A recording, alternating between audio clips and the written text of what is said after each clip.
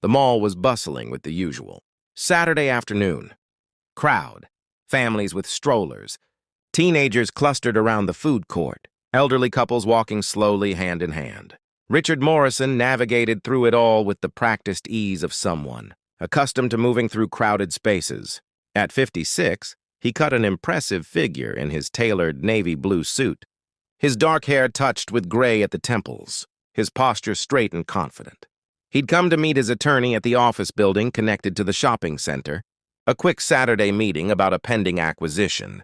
Richard was the founder and CEO of Morrison Global Enterprises, a company that had started as a small software firm 30 years ago and had grown into a multinational corporation. His face occasionally appeared in business journals, usually accompanied by words like visionary and self-made billionaire. But titles and money had never filled the emptiness that had haunted him for the past 8 years, since his wife Patricia had passed away from a sudden heart attack. They'd never had children. Patricia's health issues had made it impossible, and after her death, Richard had thrown himself entirely into his work, letting it consume the hours that had once been filled with companionship and love. He was walking past a children's clothing store, barely noticing the bright window displays, when he felt a small tug on his jacket. Richard looked down, startled. A little girl stood beside him, perhaps 5 or 6 years old, with blonde hair pulled up in a slightly lopsided bun. She wore a simple light blue dress that looked worn but clean, and clutched in her arms was a tan teddy bear that had clearly seen better days. One of its button eyes was loose, and its fur was matted from countless hugs. The child looked up at him with large, hopeful eyes, and before Richard could say anything, she spoke in a small, clear voice. "Will you be my daddy today?" Richard froze, completely unprepared for such a question. He glanced around looking for parents, for someone who belonged with this child, but she seemed to be alone in that moment, standing in the middle of the busy mall with only her teddy bear for company. I'm sorry," Richard managed to say, kneeling down so he could be at her eye level. "What did you say, sweetheart? Will you be my daddy today?" The girl repeated, hugging her teddy bear tighter. "Just for today. I don't have a daddy, and today is special, and I thought maybe you could be my daddy just for a little bit." Richard felt his heart constrict.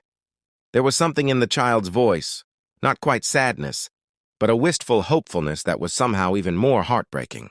She wasn't crying or upset. She was simply asking a question, as if requesting something as ordinary as the time or directions to a store. "What's your name?" Richard asked gently. "Sophie," the girl said. "Sophie Bennett. This is Mr. Buttons." She held up her teddy bear. "He's very old. My mama gave him to me when I was a baby." "Sophie is a beautiful name," Richard said. "But Sophie, where is your mama? You shouldn't be walking around by yourself." "She's right there," Sophie said, pointing toward a bench about 20 feet away where a blonde woman sat, watching them with an expression Richard couldn't quite read. "She knows I'm here." "I asked if I could look at the toys in that window." She pointed to a display in the nearby store. "But then I saw you and you looked nice. And you were wearing a fancy suit like daddies wear, and I just thought—" The woman was walking toward them now, moving quickly, her face flushed with what might have been embarrassment or concern. She wore a pale blue blouse tucked into black pants, sensible shoes, and carried a worn purse over her shoulder. As she got closer, Richard could see she was probably in her early 30s, with fine lines around her eyes that spoke of stress and worry more than age. "Sophie!" the woman said as she reached them, her voice gentle but firm. "What did we talk about?" "You can't just approach strangers." Then, looking at Richard with apologetic eyes, "I'm so sorry. She slipped away while I was checking a text message. I hope she didn't bother you." Richard stood up, finding himself face to face with Sophie's mother, and in that moment, something extraordinary happened. As their eyes met, Richard felt the world tilt slightly on its axis. The woman's face went pale, her mouth opening slightly in shock, and Richard knew, he absolutely knew, that he'd seen this face before. "But where? When?" "Elizabeth?" he said, the name coming from somewhere deep in his memory. "Elizabeth Chen?" The woman took a step back, one hand going to her chest. "Richard? Richard Morrison? Oh my God!" They stared at each other while Sophie looked up at both of them, confused by the sudden tension in the air. "You two know each other?" Sophie asked. Elizabeth seemed unable to speak, so Richard answered, his mind racing through memories that were suddenly flooding back. Your mother and I, we knew each other a long time ago. We worked together. It was more than that, and they both knew it. 25 years ago, Richard Morrison had been a young man of 31, running a small but growing tech company, working 18-hour days, dreaming of changing the world. Elizabeth Chen had been hired as his executive assistant, bright, capable, 22 years old and fresh out of college.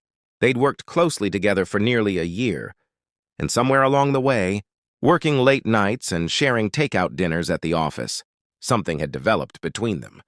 It hadn't been just attraction, though that had certainly been there. It had been a connection, a meeting of minds, a sense of being understood in a way that felt rare and precious. They'd dated quietly for several months, keeping it professional at the office but sharing dinners, walks, conversations that stretched into the early morning hours.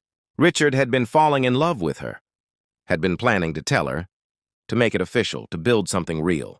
And then Patricia had come back into his life. Patricia, whom he'd dated in college, who'd moved away and married someone else. Patricia, who'd returned to the city divorced and fragile, needing support, reaching out to Richard as an old friend. He'd tried to be there for her while maintaining his relationship with Elizabeth, but it had become complicated. Patricia's needs had been intense, her emotional state precarious, and Richard had found himself torn between loyalty to an old friend and his growing feelings for Elizabeth. He'd made a choice. He'd married Patricia, convincing himself it was the right thing to do, that she needed him, that the intensity of what he felt for Elizabeth was perhaps too overwhelming, too risky. He'd broken things off with Elizabeth as gently as he could, offered her a generous severance package when she'd quietly resigned, and had wished her well. And he'd never seen her again. Until now. Mama? Sophie was tugging on Elizabeth's hand. Are you okay? Elizabeth seemed to shake herself out of her shock. I'm fine, sweetheart. Yes, Mr. Morrison and I knew each other a long time ago. We worked together. Is he why you looked sad when you were looking at that old picture? Sophie asked with the devastating directness of children. The one in the box under your bed? The picture of you and a man at a party? Elizabeth's face flushed crimson. Sophie, that's not something we talk about. But Richard's mind was already working, calculating. Sophie was 5 or 6 years old. 25 years ago, he'd known Elizabeth. The math didn't add up for Sophie to be, but then he noticed how protective Elizabeth's stance had become, how she'd positioned herself slightly in front of her daughter. Perhaps we should sit down and talk, Richard said carefully. It's been a long time. I'd like to catch up if you have a few minutes. Elizabeth looked like she wanted to refuse, to take Sophie's hand and disappear into the crowd. But something, perhaps the same, pull of the past that Richard was feeling, made her hesitate. Sophie, she said gently, why don't you go look at the toys in that window over there? Stay where I can see you and don't move from that spot. Okay, Mama, Sophie said. Then, looking up at Richard with those hopeful eyes again, does this mean you'll be my daddy today? Sophie, Elizabeth said, her voice strained, we talked about this. Not everyone can be your daddy just because you ask. But he's nice, Sophie insisted. And he knows you. And today's special. Why is today special, sweetheart? Richard found himself asking. Sophie looked at her mother as if asking permission. Elizabeth closed her eyes briefly, then nodded. It's Father's Day tomorrow, Sophie said quietly. And at school, everyone made cards for their daddies. And I don't have a daddy to make a card for. Mama said that's okay, that lots of families are different. But I just wanted to know what it feels like. Just for one day. Richard felt something crack inside his chest. This small child, so honest in her longing, asking a stranger to be her father for a day, because she wanted to understand what she was missing. He looked at Elizabeth and saw tears gathering in her eyes. Sophie, go look at the toys, Elizabeth said again, her voice thick. I need to talk to Mr. Morrison alone for a minute. Sophie nodded and skipped off toward the toy store window, clutching Mr. Buttons, leaving the two adults standing in the middle of the mall, surrounded by strangers facing a past neither of them had properly dealt with. Let's sit, Richard said, gesturing to the bench Elizabeth had been sitting on earlier. They walked over in silence and sat down, leaving a careful space between them. "I never expected to see you again," Elizabeth said finally, staring straight ahead rather than looking at him. "In 25 years, not once. And then today, in a mall, because my daughter decides to ask a stranger to be her father." "She seems like a wonderful child," Richard said carefully.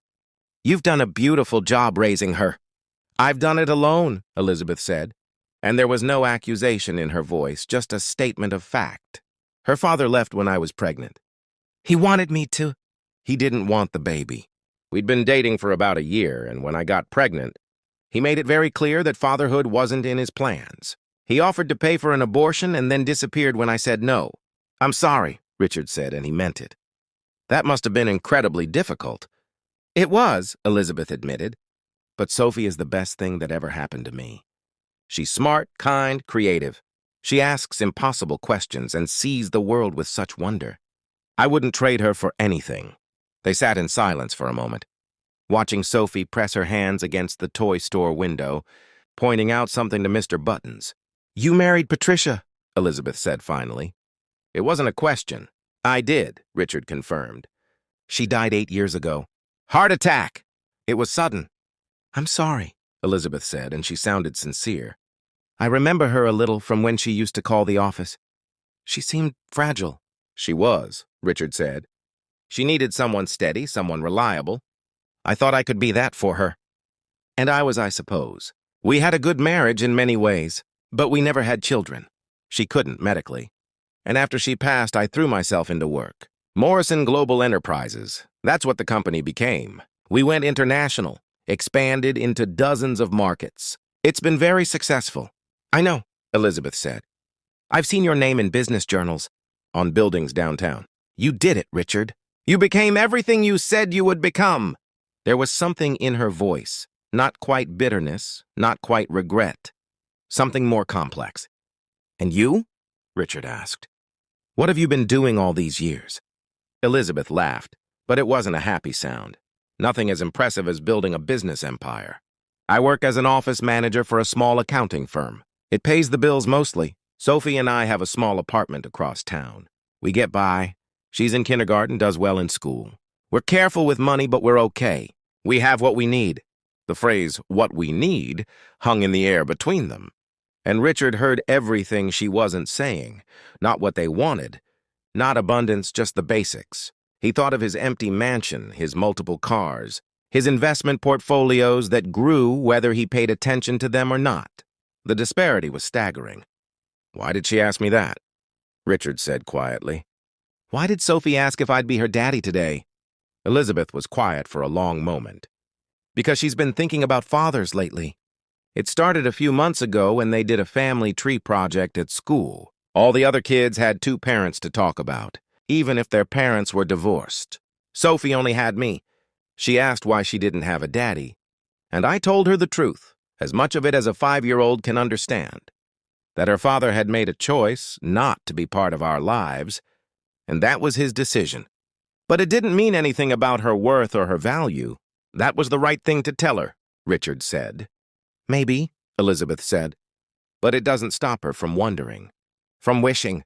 She sees other kids with their fathers at school pickup, at the park, at birthday parties, and she asks me questions I can't always answer. Why didn't my daddy want me? What's wrong with me that made him leave?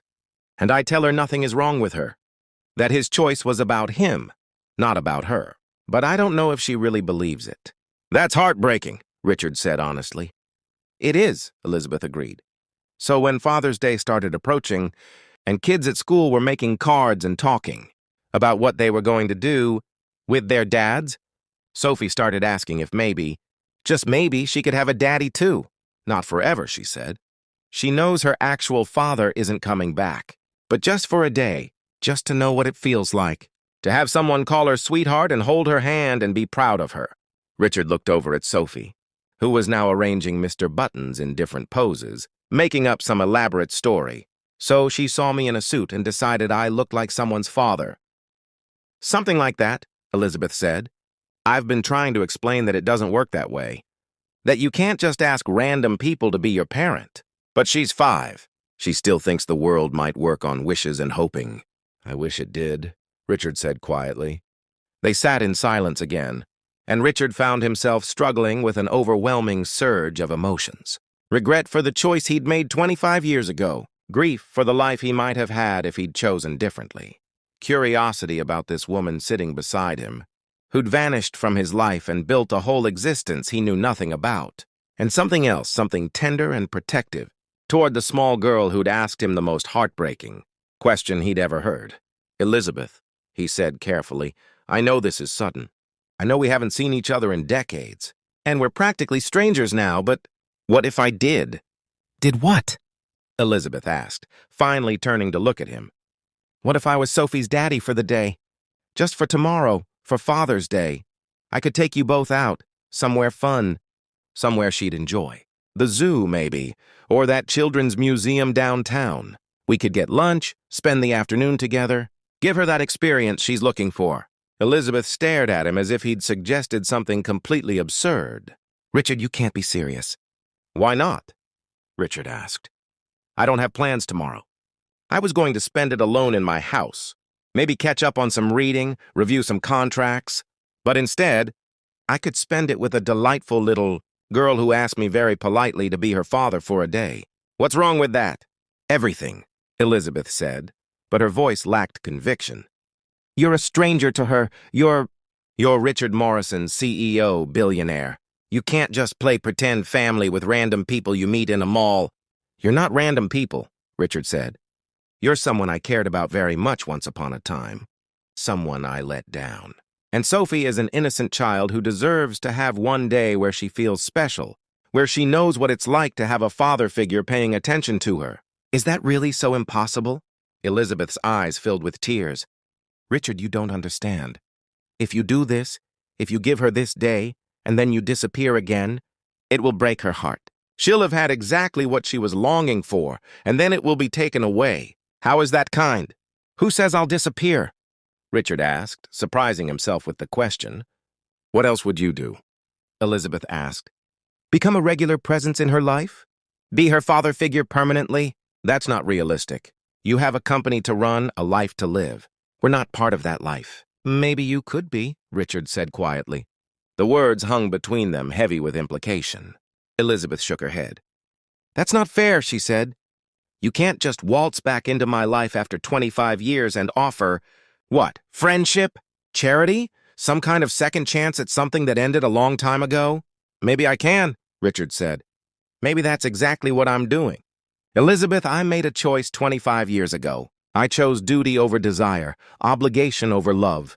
I married Patricia because I thought it was the right thing to do.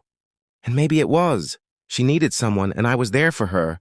But I've spent 25 years wondering about the road not taken, wondering about you, wondering what might have been if I'd made a different choice." "Well, what might have been is gone," Elizabeth said firmly. "You can't get it back. Time doesn't work that way." "I know," Richard said, "but time moves forward. And right now, in this moment, there's a little girl over there who needs something I can give her. Not money, not gifts, though I'd be happy to provide those too. But attention, presence, the experience of having someone care. Let me do this, Elizabeth. Let me give her tomorrow. And then if you want me to walk away after that, I will. But at least give her this one day." Elizabeth looked torn, struggling with a decision that Richard could see meant everything to her. She looked at Sophie, then back at Richard, then at her hands folded in her lap. "If you do this," she said slowly, "you have to promise me something.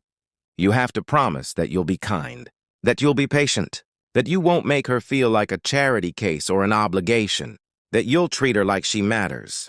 "She does matter," Richard said simply. "I can see that already. And you have to promise," Elizabeth continued, her voice harder now, "that if this is just a one-time thing, you'll be honest about it. You won't make promises you can't keep. You won't let her believe this is the start of something permanent if it's not. Because I won't let you break her heart. I won't." "I understand," Richard said, "and I promise I won't make promises I can't keep. But Elizabeth, I can't promise this is just a one-time thing, because I honestly don't know. I don't know what tomorrow will lead to, but I'm willing to find out. Are you?" Elizabeth took a deep breath, then stood up. "I must be crazy," she muttered. Then louder, "Sophie! Come here, please!" Sophie came running over Mr. Button's bound.